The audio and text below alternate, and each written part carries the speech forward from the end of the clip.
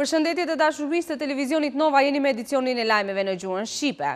Pas nismës së BDI-s për rikthimin e deputetëve në parlament, edhe Lidhja Social-Demokrate e opozitës theksoi sot nevojën e domosdoshme për mbledhjen e kuvendit edhe nënkryetari i LSDM-s Damian Mançevski. Gjatë një konference për shtyp tha se partia kërkon mbledhjen e kuvendit dhe se në mënyrë urgjente duhet të anulohet vendimi i presidentit Gjorgje Ivanov për faljen e 56 politikanëve. Ai gjithashtu theksoi se zgjedhje më 5 qershor nuk do të ketë.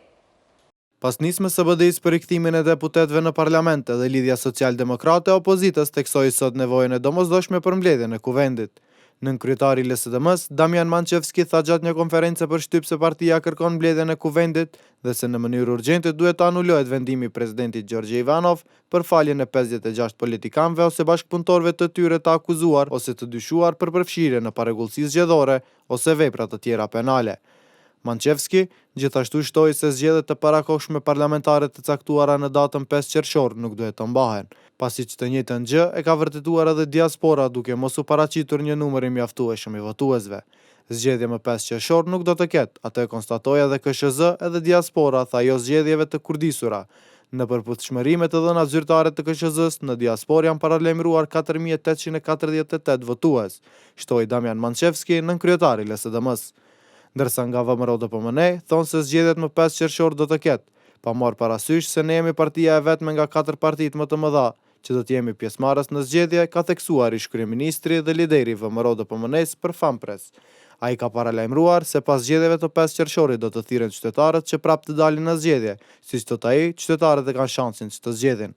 Për Fampres ka deklaruar edhe lideri i LSDM Zoran Zaev.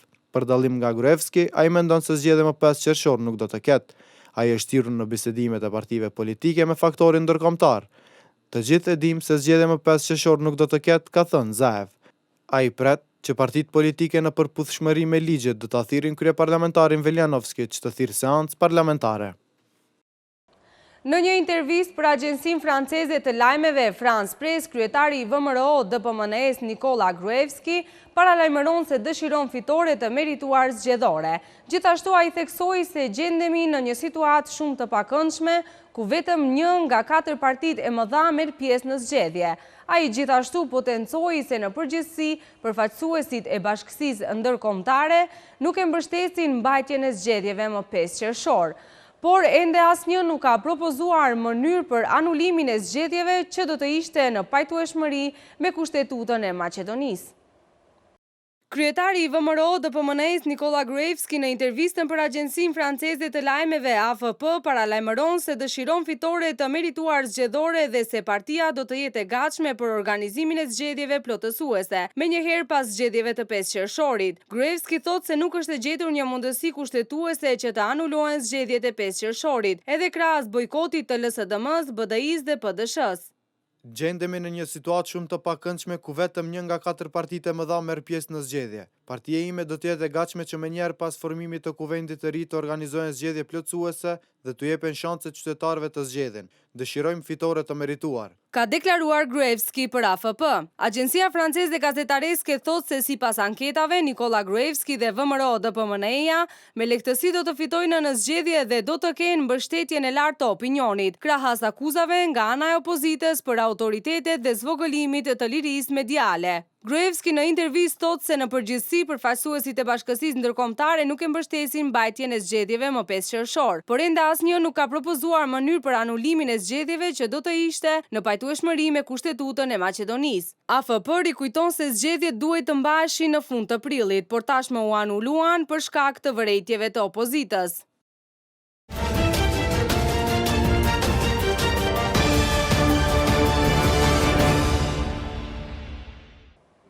Nga hekurudhat e Maqedonisë informojnë se duke filluar nga qershori në relacionin Shkup-Manastir, do të ketë 7 linja hekurudhore. Ndërsa mësohet se për student, pensionist dhe të rinj deri në 28 vjeç, do të ketë oferta për shërbime falas nga hekurudha e Maqedonisë.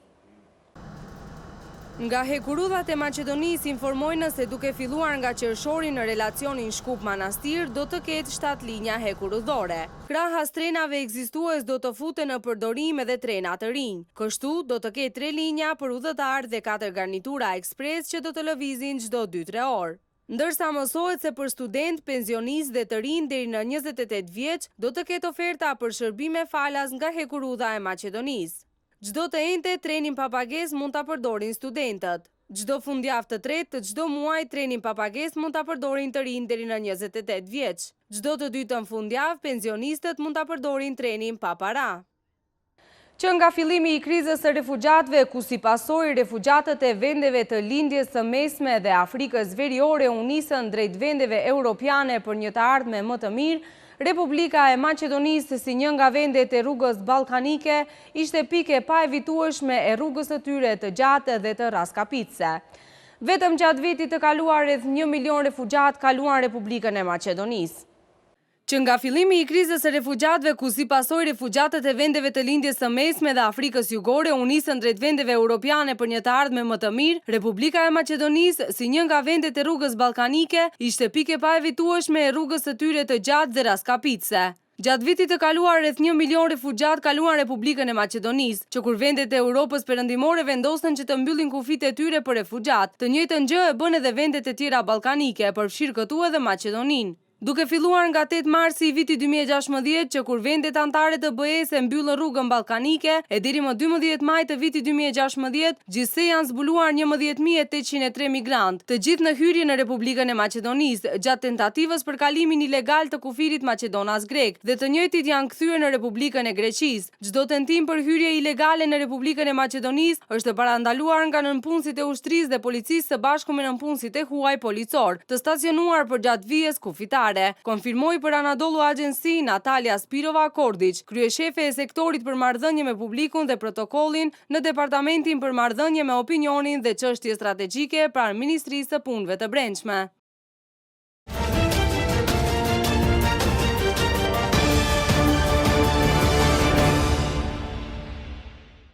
Shqipëria si vend i NATO-s do të mirëpresë Asamblenë Parlamentare të NATO-s, kështu deklaroi deputeti i Partisë Socialiste Qeveritare të Shqipërisë dhe njëherët kryetari i delegacionit shqiptar në NATO, Pandeli Majko, kurse Asamblea Parlamentare e NATO-s dhe punimet e saj do të zhvillojnë nga data 27 deri në 29 maj. Ndërsa në Prishtinë ka nisur gjysmë maratona e cila organizohet nga Federata Atletikës së Kosovës. Ministria për Kulturë, Rini dhe Sport dhe Drejtoria për Sport dhe Rini e Komunës së Prishtinës. Deputeti i Partisë Socialiste Qeveritare të Shqipërisë dhe njëherët kryetari i delegacionit shqiptar në NATO, Pandeli Majko deklaroi se pas 2 javësh në Tiranë do të zhvillohet për herë të parë Asamblea Parlamentare e NATO-s, ku do të marrin pjesë 700 përfaqësues. Shqipëria si vend i NATO-s do të mirëpresë Asamblenë Parlamentare të NATO-s. Mbajtja e Asamblesë Parlamentare të NATO-s në Tiranë është një cilësi e asaj që ka ndryshuar në statusin ndërkombëtar të Shqipërisë. Ky është takimi i parë i Asamblesë Parlamentare të NATO-s në vendin tonë, u shpreh Majko. Asamblea Parlamentare e NATO-s, punimet e saj do të zhvillojnë nga data 27 deri më 29 maj. Gjatë 3 ditëve të punimeve do të diskutohet për përballimin e sfidave të vështira të aleancës në të ardhmen. Në Prishtinë ka nisur gjysmë maratona, e cila organizohet nga Federata Atletikës së Kosovës, Ministria për Kulturë, Rini dhe Sport dhe Drejtoria për Sport dhe Rini e Komunës së Prishtinës. Në këtë garë, e 15-ta me radhë, sipas kryetarit të Federatës së Atletikës, Halil Sulejmani, janë duke marrë pjesë rreth 1400 garues. Sipas organizatorëve, kjo garë do të simbolizojë vlerat e paqes, tolerancës, bashkëjetesës dhe përsosmërisë së sportit. Të gjithë ata garues që e përfundojnë garën do të shpërblehen me certifikata me emrin dhe rezultatin e vrapimit të tyre. Çmimi konsiderueshëm që në vlerë totale është 13.000 euro, do t'i dhurohet garuesve më të mirë në kategorinë e seniorëve, 3 në kategorinë e veteranëve, 3 garuesve të vrapimit 5 kilometra dhe 3 garuesve me aftësi të kufizuara. Të gjithë kategoritë e cekura shpërblime do të ndahen në 2 gjini, meshkuj dhe femra.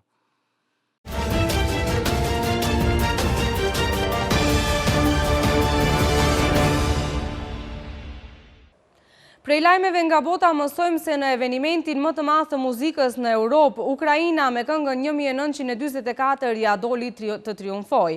Me votat e publikut, Jamala shpallet fituese duke quar kështu Festivalin Europian 2017 të këngës në Ukrainë. Tërsa informacionet nga lindja e largët mësojnë se një grup palestinezësh në qytetin Ramallah të bregut perëndimor kanë organizuar një marshim me pishtar në duar në përkujtim të 68 të fatkeqësisë së madhe.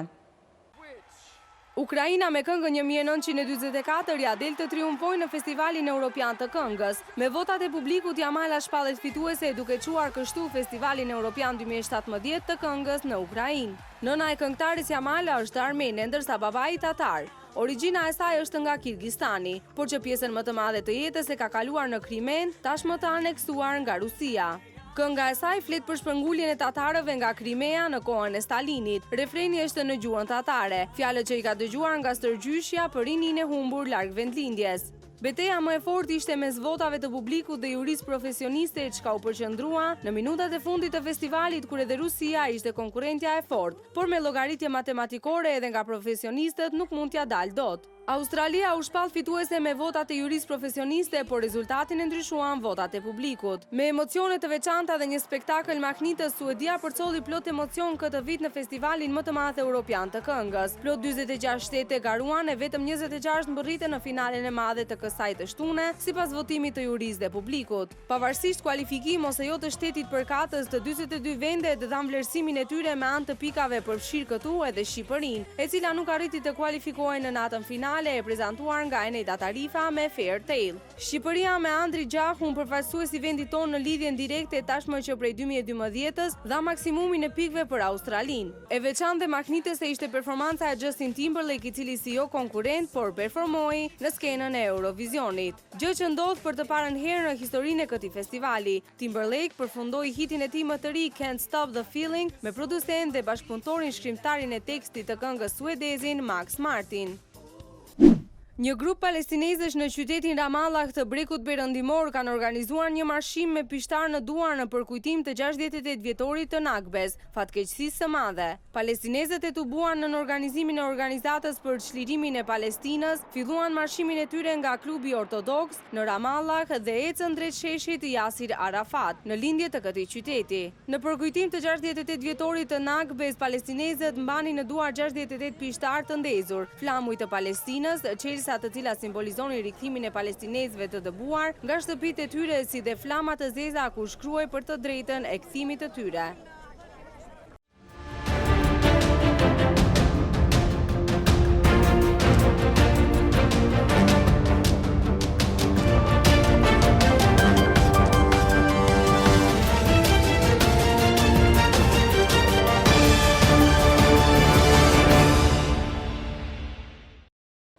Barcelona dje është shpallur zyrtarisht kampioni i ligës së parë spanjole, duke lënë mbrapa Realin e Madridit me vetëm 1 pikë.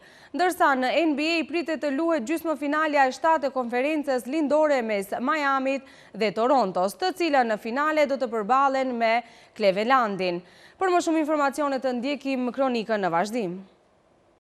Barcelona është shpallur kampioni i Spanjës për sezonin 2015-2016 duke mbrojtur kështu titullin e fituar një sezon më parë. Blaugranët luftuan me Real Madridin deri në javën e fundit të kampionatit për epitetin e më të mirit, ndërkohë që Atletico u dorëzua një javë më parë.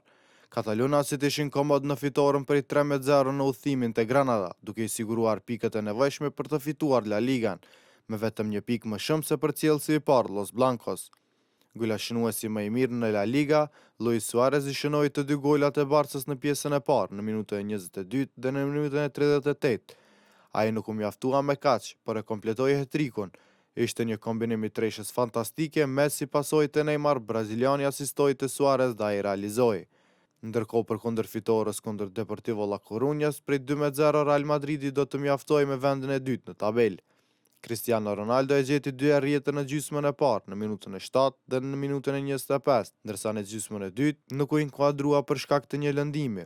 Vendin e tretë në tabel tashmë ka siguruar Atletico Madridi, ndërsa pjesëmarrjen në fazat finale të Ligës së Kampionëve do ta kërkojë Villarreali përmes fazës kualifikuese, pasi e ka zënë vendin e 4 në tabel.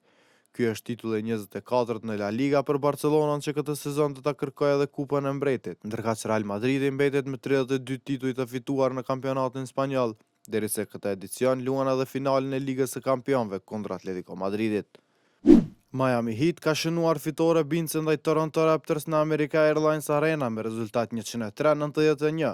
Seria gjysmëfinale mes këtyre dy klubeve tash barazohet në 3-3 dhe do të luhet edhe një ndeshje 7 epike për të vullosur finalistin e konferencës lindore. Ndeshja u zhvillua me Miamin, që është dashur të fitoj patjetër për të siguruar një ndeshje të 7. Në mesin e shumë mungesave, Miami shfaqi lojë të mirë, sidomos nga Goran Dragic dhe Wade. Dragic me 30 pikë ishte më i miri këtij takimi, teksa shkëlqeu dhe Wade me 22 pikë dhe 6 kërcime. Realizatori më i mirë në këtë takim i takoi megjithatë Torontos. Kyle Lowry me 36 pikë udhëhoqi box scorin e Torontos, por kjo nuk mjaftoi bashkë me 23 pikët e DeMar DeRozan që të siguron një fitore kualifikuese për në finale. Pas këtij dueli, do të zhvillohet ndeshja e 7 në Toronto, ku fituesi do të kualifikohet në finale dhe ku do të përballet me skuadrën në superform të Cleveland Cavaliers.